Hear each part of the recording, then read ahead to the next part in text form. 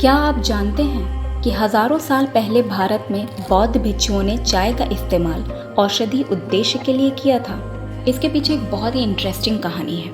भारत में चाय पीने का इतिहास 2000 साल पहले के एक बौद्ध भिक्षु के साथ शुरू हुआ था। बाद में ये भिक्षु जैन बौद्ध धर्म के संस्थापक बने और इन्होंने 7 साल की नींद को त्याग कर जीवन के सत्य को जाना और बुद्ध की शिक्षाओं पर विचार करने का फैसला किया। यह जब चिंतन के अपने 5वें साल में थे तो इन्होंने बुश के कुछ पत्ते लिए और उन्हें चबाना शुरू कर दिया। इन पत्तियों ने उन्हें पुनर्जीवित रखा और उन्हें जागते रहने योग्य बनाया। इस तरह से 7 साल के लिए वह अपनी तपस्या को पूरा करने में फिट रहे। और आश्चर्यजनक बात यह है कि ये कुछ और नहीं बल्कि जंगली चाय के पौधे की पत्तियां थीं।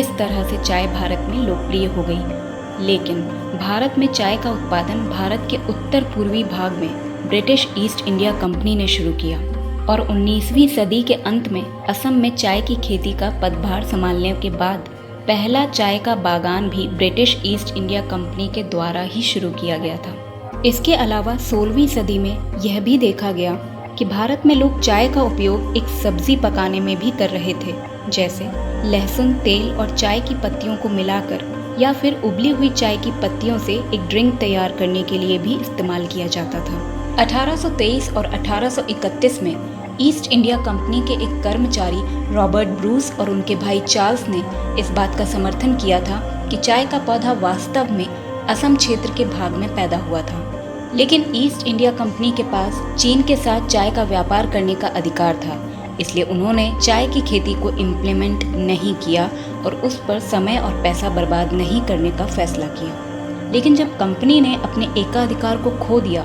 तो फिर से एक समिति का गठन किया गया था, जिसमें चार्ल्स ब्रूस को चाय की पैदावार को बढ़ाने का काम दिया गया और पहले नर्सरी शुरू करने और बाद में चीन से 80,000 चाय के बीज इकट्ठा करने के लिए कहा गया। साथ में यह अश्योर करने के लिए भी कहा गया कि भारत में इसका कल्टीवेशन हो भी जाएगा या नहीं। अंत में ये बीज बॉटनिकल गार्डन में लगाए गए और वहाँ पोषित किए गए थे। इस बीच असम में चार्ल्स ब्रूस ने मौजूदा चाय के पेड़ों की छटाई कर नए विकास को प्रोत्साहित करने के लिए भूमि में बागानों को तैयार किया और देसी झाड़ियों की पत्तियों के साथ प्रयोग करके काली चाय को बनाने का साहस किया। इसके अलावा 19वीं सदी में जब एक अंग्रेज़ ने यह गौर किया कि असम के लोग एक काला तरल पदार्थ पीते हैं जो कि एक स्थानीय जंगली पौधे से पीस कर बनता है और इस तरह से चाय एक क्षेत्र से दूसरे क्षेत्र में लोकप्रिय हो गई।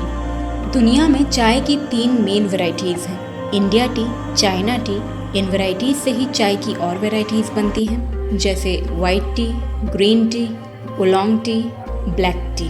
आज तो बात बात पर चाय पीने पर कहावत तक बन गई है कि चाय पीने और झूठ बोलने का कोई समय नहीं होता। तो फिर हो जाए एक कप चाय।